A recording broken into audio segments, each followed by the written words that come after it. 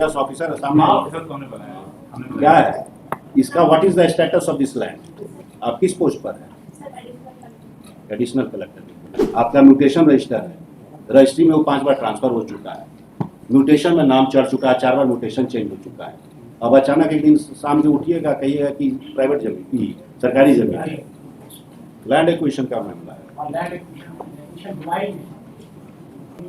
अब ठीक है, आप एक जमीन का टुकड़ा पर बना दिया है, आपका कहना है ये आपका जमीन है, बस आपका ही कहना क्लेम हम मान तो लिया भाई, अब इनको रिप्लाई देना है, यस आपका क्या है? तो भी होगा तो उसको तो सरकार ने जमीन दिया है। हाँ, सरकार उसने तो बनाया है on the strength of transfer made by the state. State उसको दिया, वो पोजीशन भी मिल गया, स्टेट पावर था वहाँ उसने बना दिया। अब द म्यूट क्वेश्चन इज कि वेदर इट इज रैयती लैंड और गवर्नमेंट लैंड, ये आपके हिसाब से आप एक्वायर तो किए नहीं। हमने गवर्नमेंट लैंड समझ के ही दिया था। अभी आज के डेट में आपका क्या स्टैंड है? What the government record suggest? Yes officer सामने ऑफिसर कौन बनाया? क्या है इसका, what is the status of this land? अभी घर में जुड़वा लैंड है, इसके पहले क्या था ट्रांसफर करने के बाद? खतियान में खाली रजिस्टर 2 में क्या था? एक ही डॉक्यूमेंट नहीं ना है, एक ही डॉक्यूमेंट नहीं ना है। अगर देखिए आप किस पोस्ट पर है? एडिशनल कलेक्टर की पोस्ट पर। 2 तरह से जमीन का क्रियाक्रम होता है, एक तो होता है कि सरकारी जमीन को जब प्राइवेट लैंड में कन्वर्ट करते हैं तो 3 इश्यूज आते हैं। वन इज सेटलमेंट, दूसरा है फिक्सेशन ऑफ रेंट, तीसरा है डिलीवरी ऑफ पोजीशन। 3 वो किए तो लैंड सेटल हो गया। सादा हुक्मनामा पर पटना फुल बेंच का डिसीजन इसी पॉइंट पर, वो प्राइवेट लैंड से सरकारी लैंड हो गया, रैयती राइट क्रिएट हो गया। एक ये भी तरीका है। दूसरा तरीका है टाइटल के थ्रू। मान लीजिए कोई आदमी जमीन के टुकड़ा पर, सरकारी जमीन है, अगर 50 साल से बैठा हुआ है, गलती सही और सही बिना सेटलमेंट का आपने उसका म्यूटेशन कर दिया, रेंट भी ले लिया, वहाँ प्राइवेट, वहाँ पर सादा हुक्मनामा था, यहाँ कोई हुक्मनामा नहीं, फिर भी आपने रेंट उसका एक्सेप्ट कर दिया, तो राइटली और wrong position of that person for 50 years और 60 ईयर्स और 30 ईयर्स इज एक्सेप्टेड, है ना। और थोड़ा सा आप उससे रेंट भी लेकर थोड़ा सा और सेम्बलेंस दे दिए। इस तरह का जब इस डिस्प्यूट आएगा तो उसको कैसे रिजोल्व कीजिएगा? How to resolve this? How to resolve this, यही तो हम पूछ रहे हैं कि इस तरह के डिस्प्यूट को कैसे रिजोल्व किया जाए, how to resolve this sort of dispute. क्योंकि आपका मान लेते हैं ये कौन सा सर्वे और ये है, उसमें घर मंजूर आवाज खास जो भी लिखना है लिख देते हैं, but that is not the only document. आपका रजिस्ट्री ऑफिस है, आपका म्यूटेशन रजिस्टर है, रजिस्ट्री में वो 5 बार ट्रांसफर हो चुका है, म्यूटेशन में नाम चढ़ चुका है, 4 बार म्यूटेशन चेंज हो चुका है।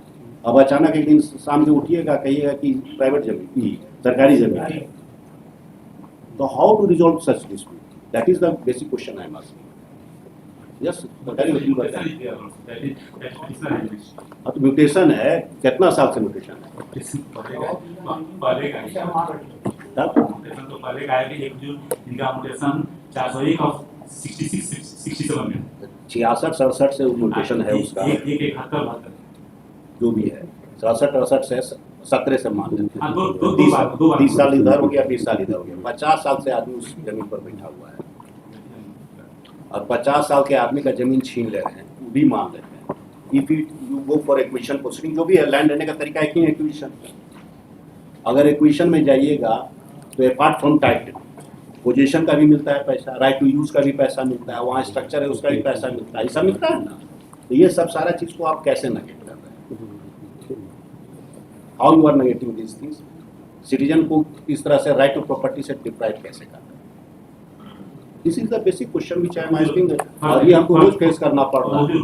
For just academic section 66 of 67 of the Electricity Act, a licensee section 67(3), a licensee shall exercise of any of the powers conferred on or under this section, and the rules made thereof, cause any damage, detriment, and inconvenience as the case may be, and shall make full compensation for any damage, detriment, or inconvenience caused by him or by anyone implied for where any difference or dispute, including amount of compensation under section 3, arises under this section, the matter shall be determined by the appropriate commission. The compensation is there. Compensation By appropriate shall be determined by the appropriate commission. commission means अगर land acquisition होगा तब ना, लेकिन अगर उनको या मान लीजिए कोई ट्रांसमिशन लाइन है या डिस्ट्रीब्यूशन लाइसेंस है, डिस्ट्रीब्यूशन लाइन है, उसके लिए उन्होंने तो वही तो पूछ रहे हैं कहाँ से आप दीजिएगा, कैसे ही आप डिटरमाइन कीजिएगा। पावर सब स्टेशन बना हुआ है।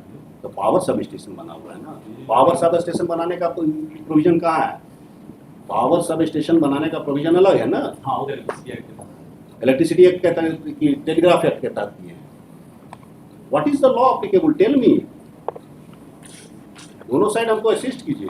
एक तो पिटीशन फेंक दिए हैं, रोज तो हम यही झेल रहे हैं कि भाई अन्याय हुआ, न्याय कर दिया। कैसे न्याय करे बताइए, तो प्रोसेस तो बताइए न्याय का, लॉ तो दिखाइए।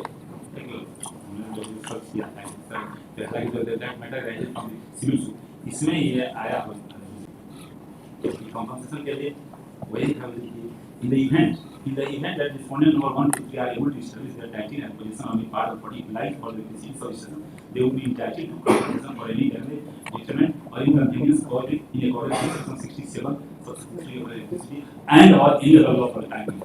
ये तो है, तो एक जनरल ऑब्जर्वेशन ये होना चाहिए। हाँ हम तो होना चाहिए पर नहीं रहेंगे ना।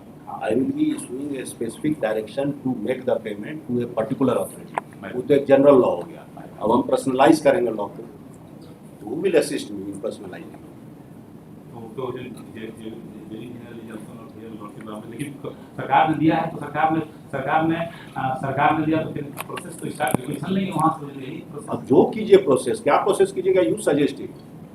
तो जब हुआ तो मिलना ही चाहिए हाँ तो कंपनसेशन मिलेगा, ये आप भी बोल रहे हैं, वो अच्छी बात है कि एक रैयत का जमीन छीने हैं आप, और आपके हिसाब से वो रैयत है। रैयती status has been accepted by the state for more than 50 years. तो रातों रात तो नहीं कर दीजिएगा on the basis of some survey, और ये सर्वे तो कोई डिसाइड करता नहीं टाइटल राइट। वहाँ सर्वे था, लीगल नहीं हुआ, वहाँ ओल्डर सर्वे कर। अब जैसे भी सर्वे के बाद बहुत सारा डेवलपमेंट हुआ है, कंटिन्यूअस खतियान होता है, कंटिन्यूअस खतियान भी नहीं आप मिलान किए होंगे, तो ना कंटिन्यूअस खतियान देखे, ना म्यूटेशन देखे, ना रजिस्ट्री ऑफिस देखे, और जमीन दे दिए, वहाँ सब स्टेशन बन गया। ठीक है, वहाँ तक भी पब्लिक वर्क था, एक्सेप्ट कर लेते हैं, it is for public good. लेकिन जिस रैयत का जमीन गया है उसको तो पेमेंट कीजिएगा। तो कौन असिस्ट करेगा, कौन ऑफिसर है? या तो फिर सेक्रेटरी लैंड रेवेन्यू को बुलाते हैं और सेक्रेटरी एनर्जी को बुलाते हैं। यही हम कर सकते हैं, इसके अलावा तो हम कुछ कर नहीं सकते, बिकॉज 2 सप्ताह नहीं ना, 2 सप्ताह के नहीं, हम नेक्स्ट वीक रखते हैं। The description of land is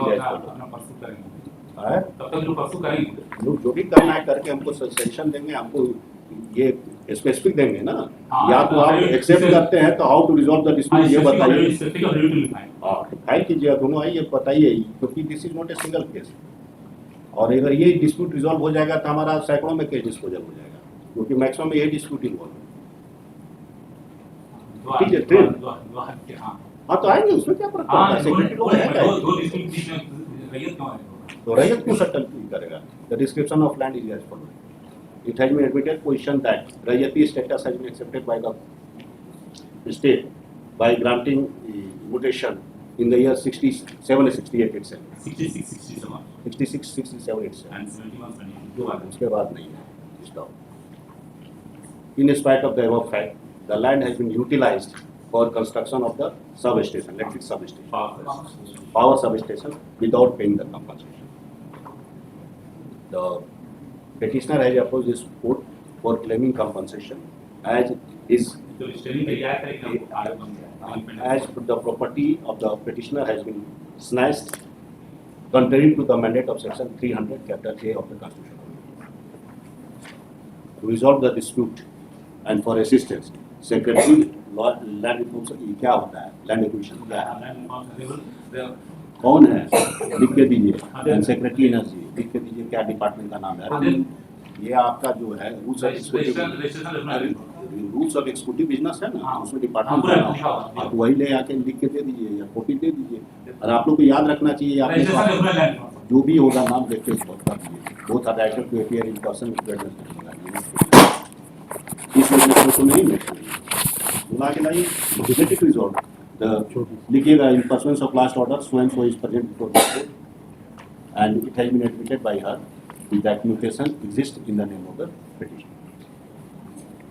ये है ना, रिकॉर्ड पर है ना, आप प्रेजेंट इसलिए लिख रहे हैं कि इनके नाम से म्यूटेशन है ना, रिकॉर्ड ना, एज पर रिकॉर्ड, वही बोल रहे हैं आप। पर्सनल स्टेटमेंट से कहाँ बोलिएगा, as per record, the personal appearance of such and such officer is dispensed.